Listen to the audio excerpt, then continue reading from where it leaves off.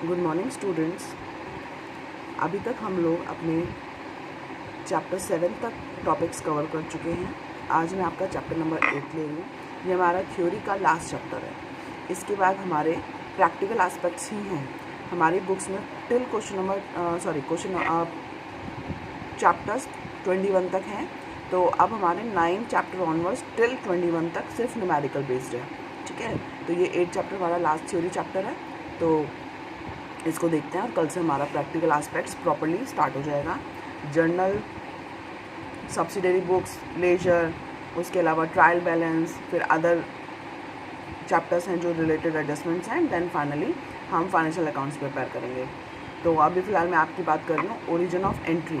ये हमारा 8 चैप्टर है। ओरिजिन ऑफ एंट्री मतलब क्या होता है? ओरिजिन ऑफ ट्रांजैक्शन, कि आपकी जो ट्रांजैक्शन है वो कहाँ से अकर होती है, कहाँ से शुरू होती है, और फिर उसको हम किस तरीके से बुक्स के अंदर लेके आते हैं। तो मैंने आपके पास कुछ एग्जांपल ले रखे हैं transactions. Sales goods on cash और क्रेडिट, ये हमारे बिजनेस के ट्रांजैक्शन है। चाहे आप गुड्स सेल करो कैश पे या क्रेडिट पे, परचेज़ करो गुड्स कैश और क्रेडिट पे, या फिर आपने किसी कस्टमर से अमाउंट रिसीव किया है या फिर डिपॉजिट किया है जो अमाउंट रिसीव हुआ है टू बैंक। ठीक है, जितना भी अमाउंट रिसीव होता है ये बैंक में ही अपने पास रखता है। ऐसा नहीं है कि वो सारा कैश अपने पास अपने ऑफिस लॉकर्स में रखता है। ठीक है, जितना मिनिमम अमाउंट उसको नीडेड होता है उतना रखता है वो, और बाकी उसके अलावा वो अपना एक्स्ट्रा अमाउंट कहाँ रख देता है? बैंक में। तो जो भी ट्रांजैक्शन हमारे पास है वो किसके बेसिस पे अकर होती है? सोर्स डॉक्यूमेंट के। सोर्स डॉक्यूमेंट में हमारे पास देखिए different types of source document है। Cash memo, invoice and bill, receipt, debit and credit note, paying slip and cheque. ये इन सब के बारे में हम आज पढ़ेंगे। हमारे टॉपिक में यही मेन कंपोनेंट्स हैं जो हमें कवर करने हैं। कैश मेमो, ये जो डॉक्यूमेंट है ये कहाँ रिलीज़ किया जाता है? ऐसे एरिया में जहाँ पे हमारी कैश ट्रांजैक्शंस होती हैं। इनवॉइस और अदर बिल वगैरह ये हमारे परचेज़ और सेल्स के केसेस में इशू किए जाते हैं, जब आपने परचेज़ किया हो या सेल किया हो। इसके अलावा रिसिप्ट्स, कि आपने किसी को कैश पे किया है तो वो आपसे रिसिप्ट्स इशू करवा के लेके जाएगा। डेबिट ने क्रेडिट नोट की अभी हम बात करेंगे। ठीक है, चेक वगैरह आपने सुन रखा होगा कि आपके फादर वगैरह अपने चेक बुक से चेक निकाल के लेके जाते हैं, पासबुक में उस पर्टिकुलर ट्रांजैक्शन की एंट्री करवा के लेके आते हैं कि हमारे अकाउंट से इतना कैश निकला या ये वाला चेक हमने यूज़ किया फॉर विड्रॉल पर्पस। तो आज की डेट में तो हम लोग डेबिट कार्ड यूज़ करते हैं, तो इसकी रेलिवेंस काफ़ी कम हो गई है अभी। ठीक है, तो देखिए हमारा जो सोर्स डॉक्यूमेंट है उसके बाद हम वाउचर्स की बात करेंगे, एंड देन हमारा जर्नल, सब्सिडरी और लेजर का टॉपिक रहेगा। तो अभी मैं दे रही हूँ सोर्स डॉक्यूमेंट। सोर्स डॉक्यूमेंट कौन से डॉक्यूमेंट्स होते हैं? जिनके बेसिस पे हम ट्रांजैक्शन को अकर करते हैं। जो भी ट्रांजैक्शन हुई है उससे रिलेटेड सोर्स डॉक्यूमेंट को मेंटेन किया जाता है। तो देखिए सोर्स डॉक्यूमेंट की डेफिनेशन क्या कह रही है। Source document, a source document is a written document containing details of the transaction। Source document एक ऐसा डॉक्यूमेंट होता है, रिटन डॉक्यूमेंट, जिसके अंदर क्या होता है, आपके पास डिटेल ऑफ ट्रांजैक्शन मेंशन की जाती है, और इसे ना प्राइम सोर्स ऑफ इम्पोर्टेंस माना जाता है। कि मीन्स इसके बेसिस के बिना हम अपनी बुक्स में एंट्री नहीं कर सकते। एक तरह से वर्ड यूज़ करते हैं, सबूत नहीं होता, जैसे किसी को अपनी बेल करानी है कोर्ट के अंदर, या फिर कोई भी अपने आप को प्रूव करना है कि मैं बिल्कुल ठीक हूँ, मतलब मैं गुड हूँ, करेक्ट पर्सन हूँ, मुझ पर गलत तरीके से गलत ब्लेम किया गया है, तो आपको खुद को प्रूव करने के लिए आपको एविडेंस दिखाने पड़ते हैं ना। तो इसी तरीके से बुक्स को एंट्री करने के लिए, ये बताने के लिए कि ये एंट्री हुई है, एक्चुअल में अकर हुई है, और उस एंट्री को हमें बुक्स को बताना है कि ये एंट्री हमने अकर की है, हमारा अमाउंट इसमें खर्च हुआ है, इससे हमें रिसिप्ट हुआ है। तो ये चीज़ें बताने के लिए हमें सोर्स डॉक्यूमेंट की नीड होती है। तो सोर्स डॉक्यूमेंट के केसेस में हमारे पास मीन्स सोर्स डॉक्यूमेंट हमारे लिए क्या है, एक प्राइम इम्पोर्टेंस रखता है अकाउंटिंग के पॉइंट ऑफ व्यू से, जिसके बिना हम क्या नहीं कर सकते, हमारी फाइनेंशियल इंफॉर्मेशन को एक्चुअल फैक्ट बेसिस पर प्रूव नहीं कर सकते। मीन्स सोर्स डॉक्यूमेंट एक तरह से क्या है, एविडेंस, आपकी बुक्स को ये बताने के लिए कि एक्चुअल में ये काम हुआ था। बिना सोर्स डॉक्यूमेंट के इसको प्रूव नहीं किया जा सकता। तो हमारे पास देखिए इसमें काइंड्स ऑफ डॉक्यूमेंट्स आ रहे हैं। काइंड्स ऑफ डॉक्यूमेंट्स में हमने अभी जो ऊपर डिस्कस किया था, cash memo, invoice and bill, receipts, इसके अलावा debit and credit note, paying slip and cheque. ये सारे हमारे क्या रहेंगे आपके सोर्स डॉक्यूमेंट के पार्ट्स। इसके अलावा देखिए काइंड्स में आपके स्टार्ट करने जा रही हूँ।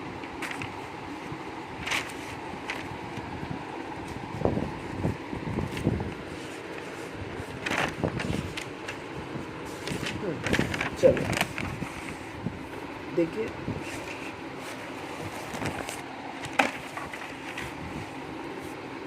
Kinds of source document. Source document में फर्स्ट है मेरे पास cash memo. Cash memo means क्या होता है कि आपने जब भी कैश रिसिप्ट किया या कैश पे किया in form of cash sale और कैश परचेजेस, तो वहाँ पे कैश मेमो यूज़ किया जाता है। When a trader sales goods for cash, मतलब एक बिजनेसमैन ने गुड्स सेल किया, he gives a cash memo. तो आपको अपने कस्टमर को क्या इशू करना पड़ेगा? कैश मेमो, क्योंकि वो अपनी बुक्स में ले जाके एंट्री करेगा कि भाई उसने स्पेंड किया इतना अमाउंट अपने परचेज़ पे, ठीक है। तो आपने सेल किया तो सामने वाले ने क्या किया? परचेज़ किया, तो उसको प्रूफ चाहिएगा। तो उसने आपको कैश भी पे कर दिया हैंड टू हैंड, तो आप उसको कैश मेमो अलाउ करोगे कि आपने इतना गुड्स खरीदा है इतनी रुपीज़ का। And when he purchases goods, एक पर्टिकुलर ट्रेडर क्या करता है? गुड्स खरीद के लाता है, तो जिससे उसने गुड्स खरीदा है उससे वो क्या रिसीव करेगा? Cash memo. तो इस तरीके से जब सेल करते हैं तो इशू करते हैं, और जब हम परचेज़ करते हैं तो कैश मेमो हमको मिलता है, ठीक है। तो अगर आप लोग के पास आपकी बुक्स हैं तो आप उसमें देख सकते हैं कि कैश मेमो किस तरीके का होता है। एक पर्टिकुलर डॉक्यूमेंट होता है,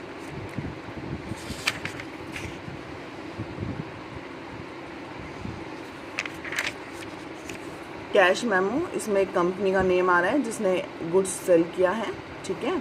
इसके बाद किस गुड्स खरीद के जो लेके जा रहा है उसकी जो आइटम्स होंगी, डिस्क्रिप्शन, ठीक है। और उसके अलावा किस डेट को सेल हुआ है उस डेट, वो डेट आएगी पर्टिकुलरली। इसके अलावा जो आइटम्स परचेज़ किए हैं उनका description, rate, amount. Rate means कितने अमाउंट, एक पर्टिकुलर प्रोडक्ट कितने का है, एंड देन उसने कितनी क्वांटिटी खरीदी है।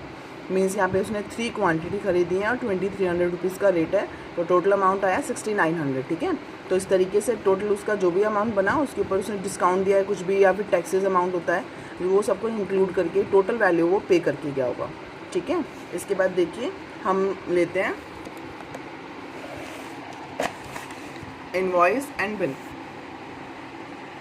Invoice, when a trader sells good on credit, he prepares a sale invoice, and when a trader purchases goods on credit, he receives the credit bill, ठीक है। तो फ्रॉम द सप्लायर, इसी जैसे cash memo, तो दोनों words में cash memo same था। यहाँ पे अगर आपने सेल किया है गुड्स तो आप क्या इशू करोगे? इनवॉइस, ठीक है। सेल के रेफरेंस में इनवॉइस इशू किया जाता है, और वो वही इनवॉइस जब पर्सन को मिल जाता है तो वो बिल बोलता है अपने लैंग्वेज में, ठीक है। देखिए, when a trader purchases goods on credit, he receives a credit bill. जो आपके सेलर ने इशू किया वही तो आपके परचेजर ने रिसीव किया। तो जब सेलर ने इशू किया तो उसको इनवॉइस बोल दिया, और जब आपके परचेजर ने उसको रिसीव करा, अपनी बुक्स में लेके गया, तो उसने उसको बिल बोल दिया, ठीक है। तो from the point of view of the supplier ये बिल है, और from the seller point of view ये क्या कहलाता है? इनवॉइस, ठीक है। तो नेम चीज़ एक ही है, बस उसके नेम डिफरेंट है, ठीक है। डिफरेंट एस्पेक्ट से डिफरेंट नेम है। Bill in the case of credit purchase और invoice in the case of credit sales. इसका भी देख लेते हैं हम फॉर्मेट किस तरीके का होता है। देखिए, यहाँ पे जो कंपनी इशू करती है उसका नेम ऊपर आता है, and then name of customer जिसको इशू किया जा रहा है, क्योंकि कैश के केस में ये वाला नेम नहीं था अगर आपने ध्यान दिया हो, क्योंकि वहाँ पे हमें अगर कोई हमारा कैश पे कर गया, ऐसे हमारे दिन में 100 कस्टमर्स आते हैं, हमने सेल किया गुड्स और वो हमें कैश पे करके चला गया, तो हम उनको नोट नहीं करते। हमें सिर्फ किस चीज़ से मतलब होता है कि हमारा गुड्स सेल हो गया और हमें कैश मिल गया, तो इसके अलावा हमें कोई मैटर नहीं करता। तो वो केस था कैश मेमो का। और यहाँ पे आपके पास बात हो रही है क्रेडिट की, तो हमें कस्टमर को अपनी बुक्स में डेटर बना के रखना पड़ेगा, क्योंकि वो क्रेडिट सेल कर रहे हैं, वो हमें पैसा नहीं दे के जाएगा, तो इस केस में हमें उसे अपनी बुक्स में रखना है, ठीक है। तो इसलिए हम अपने नेम से इशू करेंगे बिल। जो ये डॉक्यूमेंट होता है जो इशू करता है उसमें उसका नेम मेंशन होता है, जिस कस्टमर को इशू करेंगे उसका नेम मेंशन किया जाएगा, अगेन डेट। इसके अलावा डिस्क्रिप्शन अबाउट क्वांटिटी, क्या क्या ख़रीदा है, ये इलेक्ट्रॉनिक्स का एग्जांपल है तो उसने इलेक्ट्रॉनिक मशीन सेल की हुई है, ठीक है। क्वांटिटीज़, रेट एंड अमाउंट, उसके ऊपर टैक्स वगैरह की कैलकुलेशन भी आ रही है। ये सब कैसे क्या होता है ये हम सब कुछ सीखेंगे, तो अभी सिर्फ मैं आपको रफली समझा रही हूँ, ठीक है। और इसके अलावा जो ग्रैंड टोटल होगा वो ड्यू अमाउंट होगा, और आपका जो भी कस्टमर होगा वो इसको रिसीव करेगा, ठीक है, गुड्स के साथ ले जाके अपने बुक्स में एंट्री करेगा। इसके बाद देखिए receipt. When a trader receives cash from customer, he issues a receipt containing the date amount and the name of the customer, and whenever we make the payment we obtain a receipt from the party to whom we make the payment। देखिए ये क्या कह रहा है कि trader ने receive किया amount customer से और उसने क्या किया, एक रिसिप्ट इशू करी है किससे रिलेटेड, जिसमें डेट अमाउंट और ये सब कुछ मेंशन है, ठीक है। तो आपने सेल किया, सेल के टाइम पे आपने इनवॉइस इशू किया, ठीक है, अपने कस्टमर को। अब कुछ दिन बाद आपका कस्टमर आया और आपको क्या कर रहा है, पेमेंट देके जा रहा है। तो जैसे ही आपने उसे पेमेंट रिसीव किया तो आपने उसको क्या इशू कर दिया, रिसिप्ट इशू कर दिया कि अब आपने मुझे पेमेंट दे दी है, अब आप मेरे डेटर नहीं रहे, मेरी बुक्स में आपने जो क्रेडिट से लिया था उसका पूरा पैसा आ गया। तो उसके अगेंस्ट सेम अमाउंट पे हम रिसिप्ट उसको इशू कर देंगे कि हमें आपसे पैसा मिल चुका है, and the name of the customer उसमें मेंशन होता है। Whenever we make the payment, इसी तरीके से जब हम पेमेंट करेंगे तो सामने वाली पार्टी हमें उस पेमेंट के अगेंस्ट क्या देगी, रिसिप्ट, ठीक है, जिसको हमने पेमेंट दी है। तो ये दोनों केसेस मतलब ये तीनों केसेस उसी तरीके से हैं कि एक बार सेल करोगे तो आपको रिसीव होगा, और जब आप परचेज करोगे तो अगेंस्ट आपको फिर अगेंस्ट मिलेगा, ठीक है। तो ये तीनों केसेस सेम है। अब देखिए थोड़ा डिफरेंट आएगा डेबिट नोट। डेबिट नोट क्या चीज़ है, अभी थोड़ा सा आपको इसको समझने में दिक्कत होगी क्योंकि अभी हमें थोड़ा डेबिट क्रेडिट हमने किया नहीं है प्रॉपर्ली, तो एक बार अभी रफली समझ लीजिए।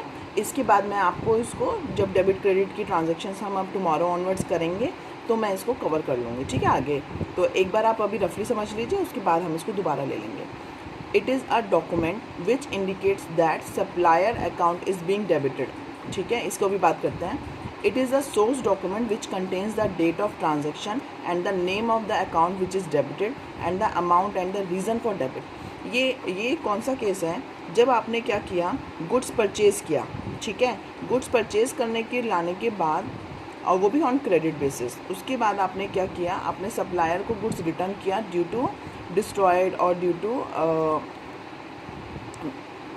Wastage of any material, means आपने जो गुड्स ख़रीदा है या फिर कोई भी मतलब प्रोडक्ट आप लाए उसमें कोई डिफेक्ट आ गया, ठीक है, या कुछ ख़राब हो गया, तो आप उसको क्या करेंगे, उसको रिटर्न कर देंगे। मान लेते हैं हम 1 लाख रुपीज़ का गुड्स खरीद के लाए, 1 लाख रुपीज़ के गुड्स में 10,000 रुपीज़ का गुड्स ख़राब निकला। आते ही हमें पता लगा कि ये गुड्स उसने गलत दे दिया, या ड्यूरिंग द ट्रांसपोर्टेशन उसने पैकिंग, मतलब कहीं ना कहीं सामने वाले की नेग्लिजेंस के कारण हम गुड्स ख़राब था और हमने उसको गुड्स रिटर्न कर दिया।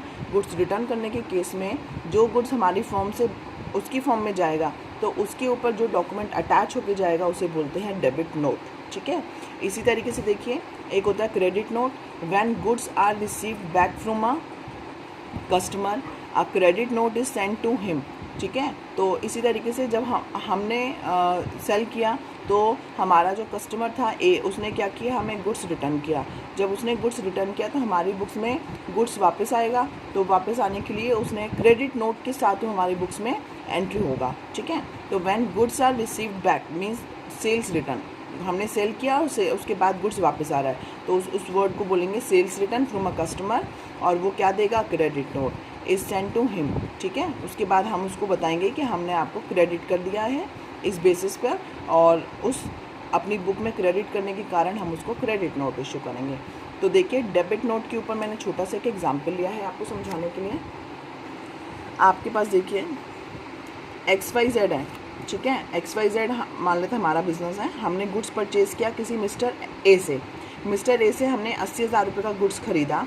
तो हम क्या करेंगे, इसमें एक तो हमने गुड्स क्रिएट किया, हमारे फॉर्म में गुड्स आ गया, और उसके अलावा हमने लाइबिलिटी क्रिएट की थी। ये इस तरीके की अकाउंटिंग इक्वेशन की थी ना हमने, कि अगर हमने गुड्स परचेज़ किया है क्रेडिट पे तो आप क्या करोगे, गुड्स को तो एंटर कर देते हैं बुक्स में ऐड करके, और हम लाइबिलिटी साइड भी क्रेडिटर शो कर देते हैं। तो लाइबिलिटी मिस्टर ए को हमने क्या बना दिया, लाइबिलिटी और क्रेडिट, ठीक है, क्रेडिट साइड आया ना वो। लाइबिलिटी मीन्स क्रेडिट होता है, ठीक है, तो हमने उसको क्रेडिट कर दिया। लाइबिलिटी आपको पता है, तो लाइबिलिटी बना दिया। अब क्या हुआ, हमने गुड्स रिटर्न किया है 20,000 रुपीज़ का। जब हमने उसको गुड्स रिटर्न किया 20,000 रुपीज़ का, तो अब हमें पहले कितने पे करने थे उसको, 80,000, 20,000 का माल उसे लौटा दिया, तो अब हमें पेमेंट कितने की करनी पड़ेगी, 60,000 रुपीज़ की। तो 20,000 रुपये से जो वैल्यू घट गई उसकी पेमेंट की, तो उस जो वैल्यू माइनस हुई है, इस माइनस वैल्यू को हम बुक्स में क्या दिखाएंगे, लाइबिलिटी डिक्रीज मतलब डेबिट। किसी चीज़ अगर लाइबिलिटी है CR और लाइबिलिटी को डिक्रीज़ करना है, माइनस करना है, तो उसको माइनस करने का तरीका होता है डेबिट। और अगर इसी को बढ़ाना है, अगर ऐड करना है, तो इसको हम और क्रेडिट करते हैं, मीन्स इसी में ऐड कर रहे हैं तो मीन्स वो और CR हो रहा है। और अगर किसी चीज़ में से माइनस करना है, क्रेडिट साइड में से माइनस की वैल्यू कैसे होगी, डेबिट साइड करके। यहाँ पे प्लस माइनस नहीं करना होता अकाउंट्स में, यहाँ पे डेबिट और क्रेडिट करते हैं। अगर किसी अकाउंट को बढ़ाना है तो हम उसे according to the side CR और DR करेंगे, ठीक है। तो अभी फ़िलहाल लाइबिलिटी को अगर हमें इंक्रीज़ करना होता तो ऐड करेंगे, और इसको हमें अगर कम करना है तो हम इसको डेबिट करेंगे। तो अभी फ़िलहाल इसको कम करना है, तो हमें इस परचेज़ रिटर्न के केस में डेबिट नोट इशू किया जाता है। क्लियर है। ऐसे ही देखिए क्रेडिट नोट कौन सा केस हो गया, सेल्स रिटर्न का। तो इसको और मैं समझा देती हूँ, उसके बाद हम दोबारा इसको लेंगे एक बार, जो आपको अच्छे से समझ में आएगा। फिर देखिए अब क्रेडिट नोट क्या कह रहा है, मैंने गुड्स सेल किया तो मेरे पास क्या हुआ, डेटर्स क्रिएट हो गए असेट्स में, डेबिट साइड आ जाएगा वो, क्योंकि असेट्स होती है डेबिट, ठीक है। अगर मैंने फिर गुड्स रिटर्न कर दिए तो मैं मेरे पास गुड्स रिसीव हो रहे हैं, सामने वाले ने गुड्स रिटर्न किए हैं, सेल्स रिटर्न का केस है। तो हम सेल्स रिटर्न के केस में पहले हमारी जो असेट थी इंक्रीज़ हो गई, बट अब क्या हुआ, उतने अमाउंट से जो हमारा वापस आ रहा है वो हमें रिसीव नहीं होगा, तो हमारी असेट डिक्रीज़ हो जाएगी, तो वो क्रेडिट करना पड़ेगा हमें असेट को डिक्रीज़ करने के लिए। तो इस केस में हमें क्रेडिट नोट इशू करना है। क्लियर है। आप देखिए पे इन स्लिप क्या होता है, it is a source document use for depositing the cash और चेक इनटू द बैंक। हम जब बैंक में कैश निकालने जाते हैं, कैश डिपॉजिट करने जाते हैं, या फिर चेक को डिपॉजिट करके हम कैश निकालते हैं, ठीक है, या फिर हम उसको अपना अमाउंट डिपॉजिट कराते हैं। किसी भी केस की जो भी ट्रांजैक्शन हम करने जाते हैं, उस केस में जब हम जो डेटा हमें फिल करना पड़ता है एक डॉक्यूमेंट के ऊपर, उस डॉक्यूमेंट को बोलते हैं पे इन स्लिप। मीन्स हम उस चेक के ऊपर एक्स्ट्रा पर्टिकुलर्स भर के हम बैंक को ये बताते हैं कि हम ये चेक लेके आए हैं या हम इतना कैश लेके आए हैं, अपने पर्टिकुलर अकाउंट की डिटेल हम उस पे इन स्लिप के अंदर फिल करते हैं, और हम अपने कैशियर को या बैंक में जो भी एम्प्लॉय होता है उसको ये अपने चेक के अटैच करके उसको दे देते हैं। तो पे इन स्लिप ये रोल प्ले करता है। इसके अलावा आपका चेक क्या चीज़ है, a cheque is an order in writing drawn upon a bank to pay a specified sum to the person named in it. Means cheque के अंदर जो पर्सन का नेम आपने मेंशन करा होगा, और तो वो मेंशन करने का मीन्स क्या है कि आपने एक ऑर्डर दिया है, रिटर्न में एक ऑर्डर दिया है किसको, बैंक को, कि आप इस पर्टिकुलर पर्सन को मेरे बिहाफ पे क्या कर दीजिए, स्पेसिफाइड अमाउंट जो मेंशन होगा उसकी पेमेंट कर दीजिएगा, ठीक है। तो each cheque has a counterfoil. Cheque के साथ में आपको क्या करना पड़ता है, काउंटर फॉइल अटैच करनी पड़ती है, जिसमें आपको क्या मेंशन करना पड़ता है, सेम डिटेल जो चेक के साथ मेंशन होती है, ठीक है। तो वो आपको वापस रिटर्न कर दी जाती है स्टैंप लगा के कि आपने अपने क्या कहते हैं बैंक में अपने अकाउंट में पर्टिकुलर चेक को क्या कर दिया है, लगा दिया है। तो वो उसके साथ जो आपको अटैच्ड काउंटर फॉइल है वो आपको मिल जाता है, तो वो प्रूफ होता है कि हमने अपने बैंक में अपना कैश डिपॉजिट कराया है या फिर पेमेंट करी है, ठीक है। तो ये हमारे सोर्स डॉक्यूमेंट्स थे। तो ऑलमोस्ट हमारा ये टॉपिक कंप्लीट है। तो इसके अलावा जो हमारा वाउचर्स का पॉइंट रह रहा है वो मैं आपकी नेक्स्ट क्लास में लूँगी। Today thank you.